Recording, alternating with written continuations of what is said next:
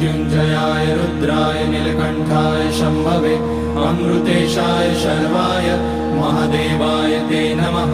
नमस्तेऽस्तु भगवन् विश्वेश्वराय महादेवाय त्र्यम्बकाय त्रिपुरान्तकाय त्रिकाग्निकालाय कालाग्निरुद्राय नीलकण्ठाय मृत्युञ्जयाय सर्वेश्वराय सदाशिवाय श्रीमान् महादेवाय नमः। ॐ नमः शम्भवाय च मयोभवाय च नमः शङ्कराय च मयस्कराय च नमः शिवाय च शिवतराय च। ॐ त्र्यम्बकं यजामहे सुगन्धिं पुष्टिवर्धनम् उर्वारुकमिव बन्धनान् मृत्योर्मुक्ष्यमामृतात्।